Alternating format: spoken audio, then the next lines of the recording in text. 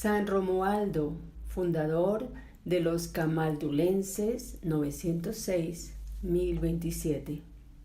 Día 7 de febrero. La vida de San Romualdo nos es conocida por haberla escrito en el año 1042 su ilustre compatriota y contemporáneo San Pedro Damián. Es un documento auténtico para la historia del siglo X, llamado el Siglo de Hierro. Un historiador resume de esta manera lo mucho que obraron en servicio de la Santa Iglesia los discípulos de Romualdo. Lo que para Francia fue la orden benedictina de Cluny, lo fue para Italia la orden camaldulense. Sobresalió en el siglo XI en la obra de reforma llevada a cabo en la Iglesia, de la que fue apoyo principal y firmísimo. Frívola educación. Nació San Romualdo en Ravenna, nobilísima ciudad de Italia, por los años de 906, del linaje de los duques llamados de Onesti. El trato opulento y los mimos y regalos con que le criaron en el palacio paterno favorecieron el desenvolvimiento de las pasiones de la juventud, y hasta la edad de 20 años se ocupó solo en juegos, pasatiempos y vanos placeres. Sus padres eran sí cristianos, pero muy dados al mundo y más llenos del espíritu del siglo que del de Jesucristo, de esos cristianos de conciencia desleal y relajada que pretenden servir a la vez al cielo y al infierno, a Cristo y a Belial. No es, pues, de extrañar que en vez de reprimir las demasías de su hijo y cortar de raíz los brotes de disipación y gusto por las vanidades, favorecieran ellos mismos el crecimiento de tan nefastos vicios con los perniciosos ejemplos que le daban de continuo. Esto no obstante, Romualdo sentía de cuando en cuando en su alma los toques y llamadas de la divina gracia. Más de una vez, estando ocupado en la casa, que era su pasatiempo favorito, se le iban los ojos y el corazón tras los árboles y campos, agradándole sumamente la soledad. Allí pensaba cuán descansada vida podría llevar en el yermo. Felices, decíase a sí mismo, los ermitaños que vivieron en estas soledades a donde no llegaban humanos ruidos que turben la paz del corazón. Otras veces despertábase en su alma deseos confusos, pero vehementes de hacer algo grande en honra y gloria de Dios nuestro Señor. Y es que a pesar de los excesos y pasiones de una civilización que todavía estaba en cierne, encerraba el siglo X un gran fondo de cristiana fe, merced a la cual podía, en caso oportuno, obrar maravillas. La conversión. Se hace discípulo de Marino. ¿Quién lo dijera? Un desafío que presenció Romualdo ocasionó su conversión. Encendióse grande enemistad entre su padre Sergio y otro pariente suyo muy cercano sobre el reparto de una dehesa. Siguiendo la bárbara costumbre de aquella época, quisieron terminar la contienda con el duelo, y Sergio pretendió que su hijo le ayudase en el criminal intento. No le pareció bien a Romualdo la cruel determinación y al principio se negó a ello, pero vencido al fin por las amenazas de su padre, consintió en presenciar la pendencia. La lucha fue activa y brutal. Sergio mató a su contrario. La vista de la sangre derramada llenó a Romualdo de pena y remordimiento, quedando tan lastimado y pesaroso que, juzgándose cómplice de lo que solo había sido mero espectador, resolvió entregarse a gran penitencia de 40 días. Recogióse en un monasterio benedictino cercano a Ravenna llamado Clasense, en el cual se hallaban las reliquias del glorioso mártir San Apolinar, discípulo de San Pedro y primer obispo de aquella ciudad. Allí residía un fraile lego de gran virtud, el cual, deseoso de ganar a aquel joven caballero para la religión, hacíase con frecuencia el encontradizo y con santas razones le exhortaba a abrazar la vida religiosa. Pero el intento de Romualdo era sólo condenarse a penitencia de 40 días, de modo que las palabras del piadoso lego quedaban, al parecer, sin efecto. Al fin, díjole un día el fraile a Romualdo con su habitual sencillez: ¿qué me daréis si os dejo ver a San Apolinar? Os prometo no volver jamás al siglo, contestóle Romualdo. Pues bien, velad conmigo esta noche en la iglesia. Velaron juntos 2 noches consecutivas, y en las 2, a la hora de cantar el gallo, se les apareció el santo mártir muy resplandeciente y glorioso. Fuera de sí, con tan regalada visión, resolvióse Romualdo a rendirse a Jesucristo para servirle siempre y, lleno de grandísimo gozo y bañado en abundantes lágrimas, fuese al abad del monasterio y pidióle por favor le admitiera en el número de los frailes. Mas por temor de Sergio, su padre, no se atrevieron a hacerlo hasta que les quitó los miedos el arzobispo de Ravenna, pariente del joven caballero, y entonces le dieron el hábito de San Benito con alegría universal de todos los monjes. No solo la devoción, sino también la moralidad flaqueó con frecuencia en la iglesia durante el siglo X. Romualdo, por el contrario, dióse muy de veras y con gran fervor desde los primeros días a la observancia de la regla, mostrándose tan celador de ella que no temía amonestar a los tibios e inobservantes. Este celo, quizás algo intempestivo, desagradó muy pronto a los monjes, algunos de ellos que todavía no habían sacudido de sí los bárbaros instintos de aquel siglo, y a quienes daba en rostro y ofendía la corrección del austero novicio, trataron de quitarle la vida. La providencia del Señor desbarató en verdad sus planes, pero Romualdo comprendió que ya no debía permanecer entre aquellos monjes. Pidió y obtuvo licencia del superior para retirarse a servir a Dios con más libertad. Abandonó el monasterio después de haber estado en él 3 años y se partió en busca de un santo ermitaño llamado Marino. Habitaba Marino en un desierto no lejos de la ciudad de Venecia, y allí se santificaba llevando una vida muy devota y rigurosa. Romualdo vivió bajo su obediencia, progresando notablemente en humildad y mortificación.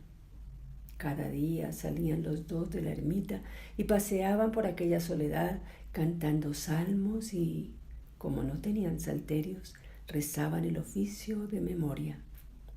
Pero Romualdo no lo sabía del todo y erraba de cuando en cuando. Entonces Marino, que estaba muy alerta, le daba un gran golpe en la oreja izquierda con una vara para ayudar a la memoria del mozo y ejercitarle en la paciencia. Romualdo lo sufrió y cayó humildemente, hasta que pasados algunos días, notando que iba perdiendo el oído del lado izquierdo, pidió con sencillez a Marino que, si le parecía, de allí en adelante le diese en la oreja derecha. Pensó Marino que le corregía con demasiada severidad, y admirando la heroica paciencia de su discípulo, pensó Marino que le corregía con demasiada severidad y, admirado de la heroica paciencia de su discípulo, comenzó a mirarle con otros ojos y a tratarle con dulzura. Reforma y multiplica los monasterios. Por aquel tiempo, Pedro Urseolo, duque de Venecia, renunció a su dignidad, esplendor y riquezas y para vivir más tranquilo en su nuevo estado humilde y pobre, abandonó también a su patria y abrazó la vida monástica en el convento de San Miguel de Cuxá, cerca de Perpiñán. Acompañóle Romualdo hasta Francia y se estableció en el desierto próximo a la abadía de San Miguel. Durante 3 años se preparó allí con vida de contemplación, austeridad y oración a las obras a que Dios le destinaba. Inspiróle el Señor la reforma de los monasterios de su padre San Benito, que habían aflojado en su primitivo fervor y disciplina. A pesar de las dificultades, contradicciones y peligros de todo género que esto le costó, trajo muchos monjes a la perfecta observancia de la regla y edificó hasta 100 de monasterios en Italia y Francia. Mas como quería ser reformador antes que fundador y guía de los demás, comenzó con el ejemplo la enseñanza de las eminentes virtudes. Labraba la tierra y se sustentaba del trabajo de sus manos. Su lectura y estudio eran sólo la vida de los santos, imitando sus ayunos, vigilias y oración continua. Era extraordinaria su devoción durante el rezo del oficio divino, no tolerando que los monjes dormitasen al tiempo de rezarlo. Si alguno caía en esta culpa, Romualdo no le permitía aquel día decir misa. Más vale, decía, rezar un solo salmo con devoción que 100 distraída la mente y dormitando. El demonio le tienta, convierte a su padre. La perfección de vida de Romualdo y la santidad de tantas almas que servían a Jesucristo en los monasterios provocaron al demonio a hacerle cruda guerra. Púsole delante primero los regalos que en el siglo había dejado y el poco mérito de sus austeridades. ¿Para qué?, le decía, tantas vigilias, penitencias, oraciones y trabajos, siendo así que en tu noble y rica familia tendrías vida cómoda y de mucho más lustre y fama? Cuando se veía atormentado de estos pérfidos pensamientos, volvía el santo su alma al Señor con gran fervor y humildad. Suplicábale acudiese en su auxilio, protestando que prefería el amor de Dios a todas las cosas, y así salía vencedor de la tentación. Pero luego tornaba Satanás con más furia y se le aparecía en figuras horribles, espantándole de noche con ruidos y voces lúgubres y trayéndole al pensamiento torpes y feas imaginaciones. Unas veces le maltrataba en su cuerpo, otras se le presentaba tomando la forma de hombre repugnante, echándose sobre él, arrojándole al suelo y pisándole con fuerza como para abrumarle y molerle. 5 años duraron estos furiosos embates de Satanás, pero Romualdo no tenía ya cuenta de ellos. ¿Cómo?, le decía, ¿echáronte del cielo y ahora vienes al yermo? Anda, bestia inmunda, maliciosa y vil serpiente. El demonio no aguantaba estos desprecios y se iba, corrido y avergonzado, de la presencia del santo, acudiendo al punto el Señor a consolar y regalar a su siervo, llenando su alma de inefables alegrías. El conde Olivano, muy rico y poderoso caballero, se distinguía en el país por las violencias e injusticias. Romualdo le trocó de tal manera que renunció al siglo y se vino al monasterio de Monte Cassino, en Italia, donde acabó santamente la vida, entregado a ejercicios de penitencia. El duque Sergio, movido a su vez por los admirables ejemplos de su santo hijo, abrió también los ojos y cayó en la cuenta de que era cristiano y, presa de dolor a vista de su desordenada vida, se resolvió a expiarla y repararla, entregándose a sincera penitencia. dando de mano a sus mundados hábitos y a todo cuanto podía impedir su perfecta conversión, encerróse en el monasterio de San Severo, cerca de Ravenna. Vivió al principio muy complacido en su nuevo género de vida, pero pronto asaltaron a su alma tentaciones de tristeza y desaliento, y dióles oídos de muy gana, llegando a echar de menos los banquetes, regalos y esplendor de su pasada vida, y llenándose su corazón de asco y tedio de la vida religiosa. Supo Romualdo que su padre, inconstante y mudable, soñaba con volver al siglo, lo cual le llenó de pena, y al punto se dispuso a partir a Francia para acudir en auxilio de un alma tan querida. Al saber los habitantes de aquellos lugares que se marchaba Romualdo, a quien ellos veneraban y estimaban como a grande santo y protector de la región, sintieron grandísima pena y le instaron a que se quedase con ellos. Pero viendo que sus instancias eran inútiles, aquellos hombres ignorantes y grotescos, por una de esas aberraciones hijas de una piedad poco ilustrada y simple, tomaron el acuerdo de matar al santo monje para poder guardar por lo menos sus reliquias.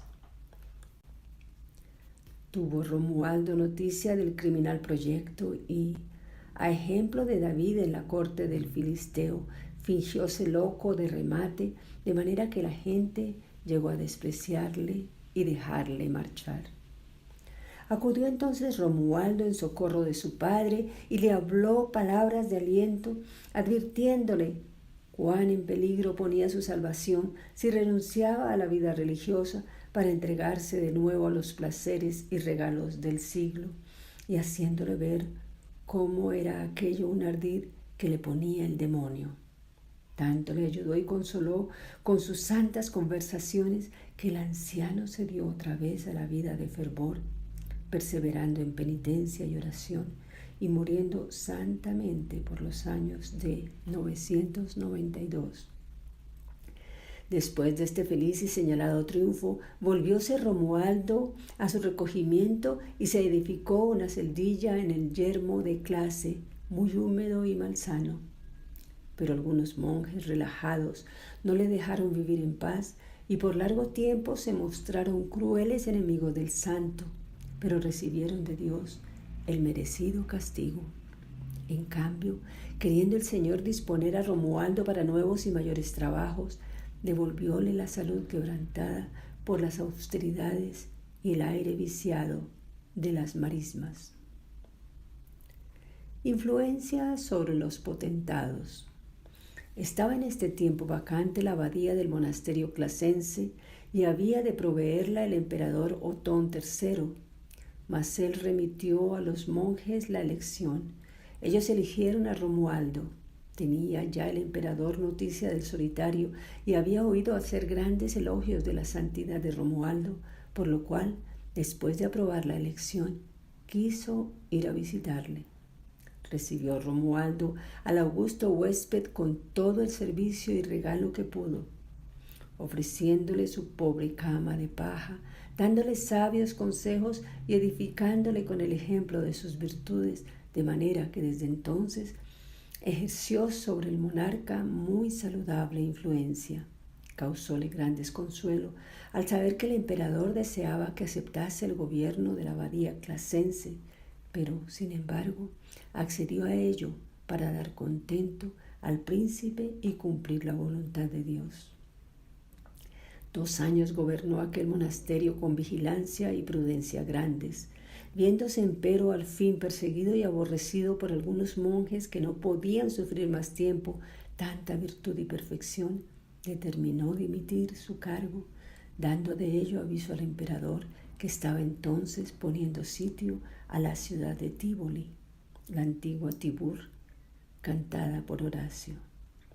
La ciudad fue condenada al saqueo por haberse sublevado y haber matado al gobernador.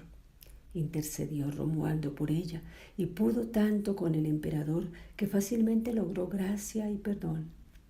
Viendo que el monarca no aceptaba su dimisión, Romualdo arrojó el báculo a los pies de Otón a presencia del arzobispo de Ravenna, Gerberto, que luego fue papa y se llamó Silvestre II. Movidos con este ejemplo de humildad, muchos señores de la corte se convirtieron. Algunos, como Busclavino o Boleslao, hijo del rey de Esclavonia, y Bonifacio, pariente del mismo emperador, pidieron el hábito de la religión y pusiéronse bajo la obediencia de San Romualdo, llegando a ser fervorosos monjes. Bonifacio fue obispo en Rusia y martirizado hacia el año 1008, y se le honra con el título de santo. Otros compañeros y discípulos del abad Clasense alcanzaron también la corona del martirio en Esclavonia. Don de lágrimas y de profecía. Milagros. Vivió Romualdo muy favorecido de Dios con el don de lágrimas. No podía decir misa sin llorar, y mientras rezaba, vencido del afecto y ternura y arrobado en éxtasis, exclamaba: «Oh Jesús, mi amado Jesús, oh miel dulcísima, deseo inefable, delicia de los santos, suavidad de los ángeles». Parecíale que todos los demás tenían el mismo don de lágrimas. «No derraméis demasiadas», decía a los monjes, «pues eso debilita la vista y causa dolor de cabeza».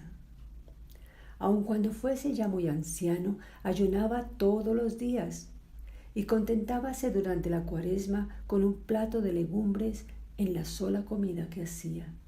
Ingenioso para mortificarse, hacíase a veces llevar sabrosos manjares, y cuando su apetito estaba muy excitado a la vista de ellos, decíase a sí mismo: «Romualdo, qué bocado tan exquisito, cuán a gusto te lo comerías, pues oye, goloso, no lo probarás».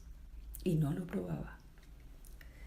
No obstante, este varón tan austero y penitente, que tenía ya los hombros descarnados por los cilicios, no se mostró jamás ni triste ni melancólico, sino muy alegre, manso y cariñoso con los monjes. Fue también favorecido con el don de profecía y con luz sobrenatural del cielo para entender la Sagrada Escritura y escribir sobre los salmos. Sus milagros son incontables. Dio orden un día de echar a tierra un árbol añoso inclinado sobre su celda. El santo se quedó dentro a pesar del peligro y de las súplicas de los monjes, y el árbol cayó del lado opuesto. Desde lo alto de un monte bajaba rodando un enorme roble, arrastrando a un pobre aldeano, cuya muerte se daba por segura, atendido el peso del árbol. Pero acudió Romualdo y el aldeano se levantó con vida y sin el menor rasguño. Un monje incorregible decidió matar al santo. El demonio le cogió durante la noche por la garganta para ahogarle. El culpable invocó la ayuda de aquel a quien quería matar.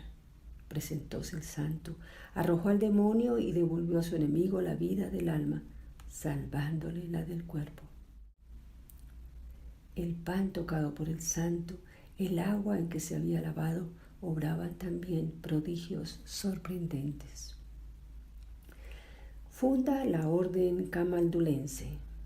En el año 1009, y a la edad de 102, retiróse Romualdo a una de las cumbres de los montes Apeninos. Después de pasear por un campo fértil, ameno y abundoso de aguas, se quedó dormido junto a una fuente. Allí le sobrevino un sueño muy extraordinario. Sus religiosos, vestidos no ya de negro, sino de blanco, subían al cielo por una escalera misteriosa, semejante a la del patriarca Jacob. Al despertar, fue Romualdo a ver al conde Maldoli, dueño de aquel campo, y se lo pidió. El conde había tenido el mismo sueño, y así se lo dio de muy buena gana, y pronto edificaron allí una iglesia y habitación para los monjes. Llamóse aquel monasterio Camaldoli, abreviación de campo o casa Maldoli. Vistió Romualdo hábito blanco y comenzó con los primeros camaldulenses vida del todo celestial, dándoles la regla de San Benito, aumentada con nuevas observancias. No lejos del monasterio destinado a la vida cenobítica, vida en comunidad, fundó otro establecimiento para los que preferían llevar como él vida eremítica. Escogió al efecto un monte apacible y majestuoso cuya sola vista parecía invitar al alma al recogimiento y a pensamientos grandes. Edificáronse numerosas celdas separadas. Cada celda tenía además un oratorio donde el solitario, si era sacerdote, podía decir misa, y toda ella estaba rodeada de un jardincito tapiado. Era un verdadero pueblo en cuyo centro se levantaba una amplia iglesia. Del monasterio más próximo traían a los solitarios el necesario sustento. El silencio casi perpetuo de todo el año, en la cuaresma absoluto, favorecía muchísimo el fervor y la contemplación. A las horas reglamentarias tocaba la campana de la iglesia y todos los ermitaños acudían para cantar juntos el oficio, sin que para ello fuesen impedimento el frío, la lluvia y aún las nevadas tan frecuentes en aquellas alturas. Otra tercera categoría de religiosos completaba la institución monástica de San Romualdo. Eran los llamados reclusos. El recluso se encerraba en su celda y aún a veces se hacía tapiar la entrada, y de allí no volvía a salir en toda su vida. No hablaba sino al Padre Superior y al lego encargado de traerle lo necesario para su sustento. Separado por completo del mundo y de sus cuidados, encerrado como en un sepulcro anticipado, terminaba el ermitaño sus días en grandísima austeridad y oración casi continua. Para poder vivir como recluso era necesario el permiso del superior, el cual no lo otorgaba sino a monjes ya muy probados. Todavía existe en Camaldoli la celda de San Romualdo. En ella vivió algunos años como solitario y recluso. Presintiendo Romualdo al término de su larga vida, vínose al monasterio de Valdecastro, en donde se hizo edificar una pobre celda con oratorio. Hacía 20 años había predicho que moriría en aquel lugar, y en cuanto estuvo en él, sintió que sus fuerzas disminuían notablemente. En la tarde del 19 de junio del año 1207, después que hubo mandado salir de su celda a los 2 monjes que le asistían, entregó apaciblemente el alma al Señor. Tenía 120 años y de ellos había pasado 20 en el siglo, 3 en un monasterio y 97 en las ermitas.